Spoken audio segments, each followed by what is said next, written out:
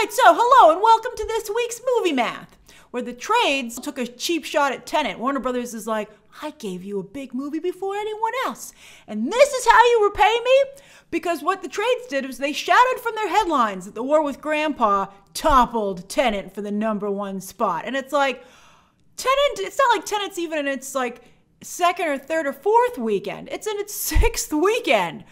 Something was going to top it, and I have to say, it was still pretty close between the two movies. So that's ridiculous. They're like, we want to get movie theaters reopened, but we also want people to click on these articles. All right, so anyway, I'm not surprised that The War with Grandpa it was #1, let's put it this way, because it didn't do well, which we're going to talk about.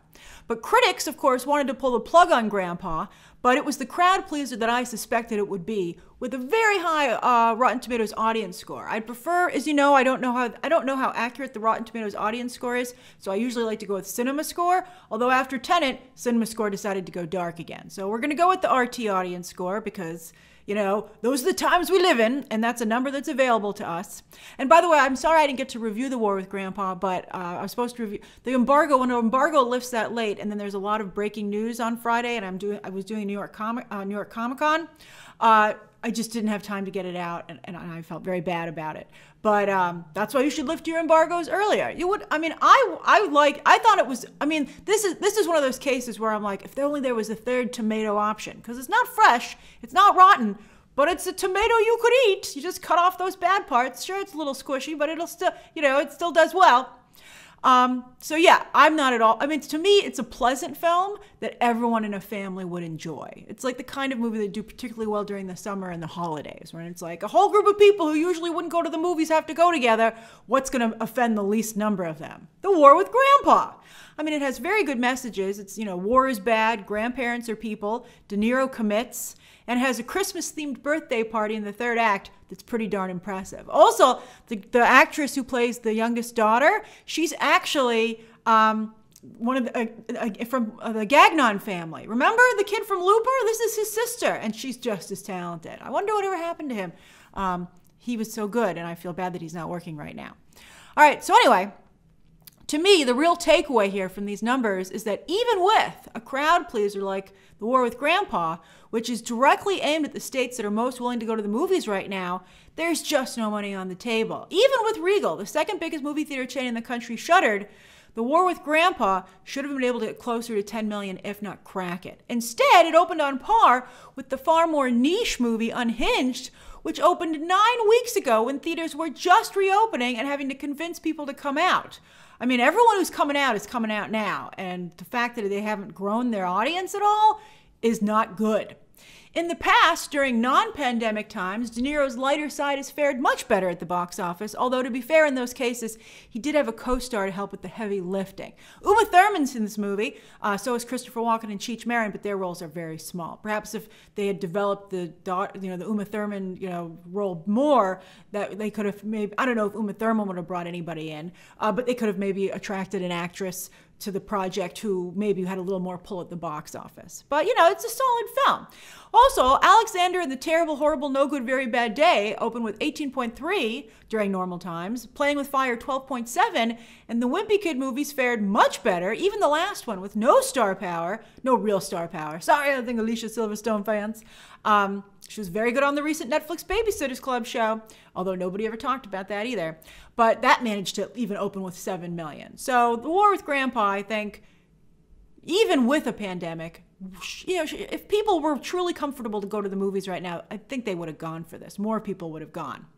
I mean, we've finally gotten to the point where there is more money on streaming. That, everybody up until this point has been like, oh, I don't want to put my movie on streaming. It won't make enough money. Well, now it's not going to make enough money in theaters. I mean, especially for smaller films like The War with Grandpa. We were thinking maybe they'd be a godsend to theaters. And I think no. I mean, The War with Grandpa's gamble to be the only game in town was a losing bet. So that should discourage any other movies from following suit in the near future. And most of them are discouraged, to be honest. But Universal's still in there because they have this new 17-day window deal with AMC. But is it really worth it to pay to advertise for films that clearly no one will see until 17 days later when you have to start up your ad campaign all over again because you need people to pivot from theaters to digital? I mean, is it really worth that opening salvo? Movie theaters, by the way, are getting desperate and aggressive. I can't believe they're like taunting Cuomo from Marquise. You know, Cuomo, I mean, I think Cuomo's made the right decision, particularly because numbers are going up even without movie theaters open across the entire country, not just in New York. But movie theaters tried to put a positive spin on Grandpa's numbers. And they were like, we're just so happy to have new content. And then they were like, make sure you mention, trades, that 90% of moviegoers who came out said they felt safe. And that 46% of them said they would have come back earlier if there had been a movie they wanted to see. Yeah, well, here's a percentage for you. I can see that 100% of the vast majority of moviegoers that didn't show up obviously don't feel it's safe to see a movie for any movie. No movie is worth it. As for the demographic breakdown, it's what you would expect for this type of film.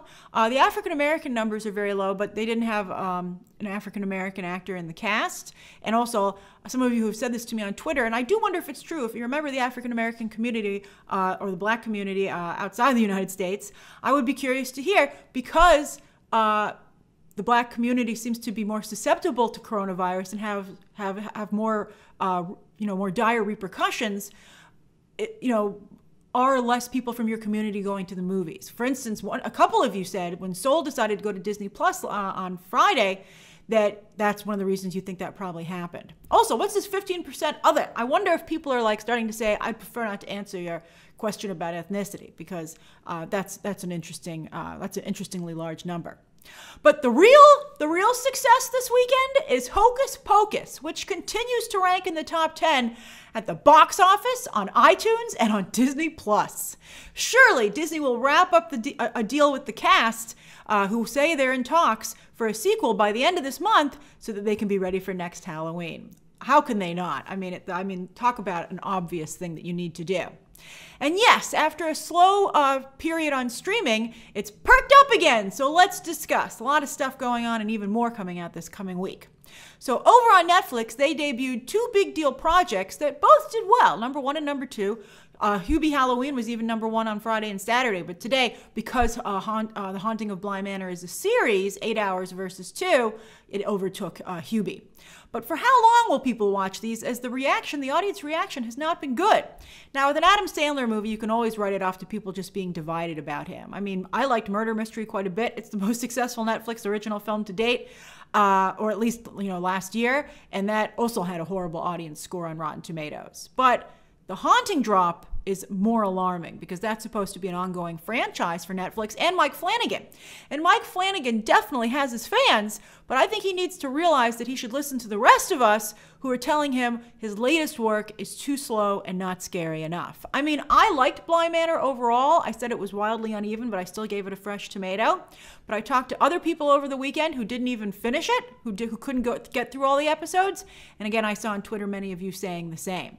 By the way, for those of you wondering where my spoiler review is, thank you for asking. I've decided to do my first ever live spoiler review tomorrow, Monday at 4 p.m. Eastern Standard Time. So if you watched Bly Manor and you want to talk about it, get your questions ready, because if you're a member, you'll be able to ask me directly your questions about the show. So that'll be fun to do an interactive spoiler review. I'm really excited about it, so I hope you can join in. Then on iTunes, while Mulan, which just hit PVOD, after debuting on Disney Plus for a price, it surged midweek to number 1 after debuting on Tuesday, but lo and behold, Sunday, it's already down to number 3, behind a pro-Trump documentary and Jessica Chastain. I'm very curious to see these Ava numbers. I mean, it's very aggressively priced, but it's still doing big business. Did any of you rent or buy it? I'm curious why people are clicking on it despite the bad reaction from critics and the people who've already clicked. I mean, the 355 might just clean up in January. And you know who else has an action movie in the top 10? Ruby Rose. I feel like I'm taking crazy pills. This is hilarious. But kudos to them. Results are, the bottom line. And then also some other new movies debuted on digital and also made the cut. And Upgrade's on sale, by the way. So happy to see it there. You should definitely check it out, especially if you can get it at a deal. Then on Disney Plus, the real story here is that there's some stuff that's not here. I'm talking about The Right Stuff, which just debuted the first 2 episodes. Also, that's if when you don't binge, when you don't drop your show as a bingeable show, it doesn't have the hours to maybe compete with some of the other content. So that might be a problem for Disney in the future with their trending, their trending list.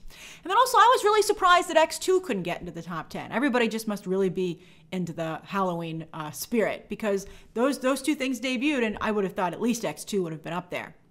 As for this coming week, on Thursday, which is, other streaming services are like, yeah, let's release stuff on Thursday. Some of you told me The Boys consistently dropped at 8 p.m. on Thursday, which I actually think is an excellent time for it if it's going to stick with this weekly release strategy for season 3. But anyway, Star Trek Discovery hit CBS All Access on Thursday, Social Distance on Netflix, which is from Genji Kohan, who did Orange is the New Black and was an executive producer on Glow. And then the West Wing special hits HBO Max. Then the very next day on Friday, speaking of Aaron Sorkin, The Trial of the Chicago 7 debuts on Netflix. They haven't advertised it at all. It's a fabulous film. I hope you'll check it out. Marvel's Hellstrom hits Hulu, a show which looks like it didn't come from a comic book for some strange reason. While Disney Plus debuts the movie Clouds and also the series Meet the Chimps. And then over on PVOD, which means you have to purchase it, on iTunes or Amazon or Fandango, etc., Dylan O'Brien's Love and Monsters comes out. So you have a lot of choices. What are you planning to watch? And what have you been watching? Share your thoughts down below. Subscribe today. And of course, as always, you can check out some more videos right now.